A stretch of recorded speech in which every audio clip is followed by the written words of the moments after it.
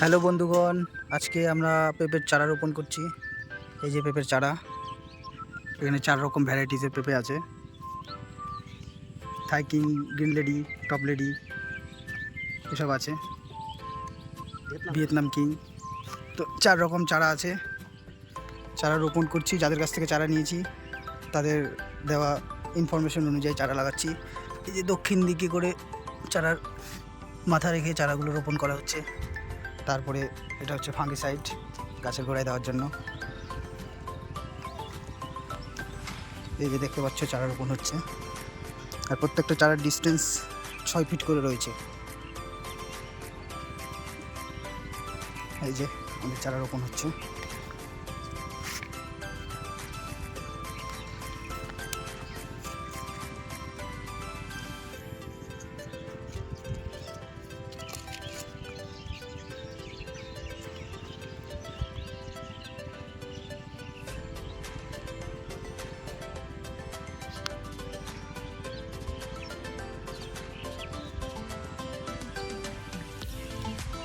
চলো, আজকে এটা ফার্স্ট ভিডিও। পেঁপের চারার নেক্সট ভিডিও আবার কয়েকদিন পরে আসবে, আপডেট দেখাবো।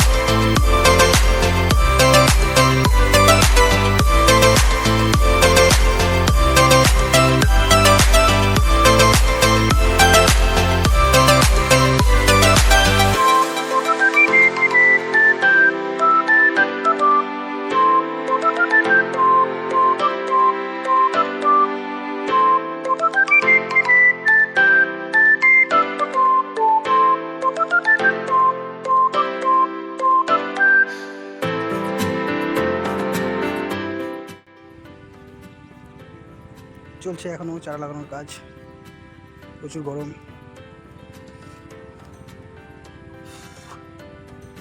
জল দেওয়া হচ্ছে, ফাঙ্গাসাইড দেওয়া হচ্ছে। এরপরে ঢাকতে হবে চারাগুলো, মানে গাছের গোড়াগুলো, চারার গোড়াগুলো খড় দিয়ে ঢেকে দিতে হবে যাতে গোড়া ঠান্ডা থাকে। চলো দেখাচ্ছি। এই যে পেঁপের গাছ আমাদের লাগানো কমপ্লিট, ফাঙ্গিসাইড দেওয়া কমপ্লিট। তো এখন পেঁপে গাছের চারার গোড়াগুলো ঢাকা হচ্ছে। গোড়াগুলো ঢেকে দিতে হবে এভাবে, খড় কিংবা পাতা যে কোনো জিনিস দিয়ে, যাতে গোড়াগুলো ঠান্ডা থাকে, তাহলে গাছটা ভালো সেট হবে।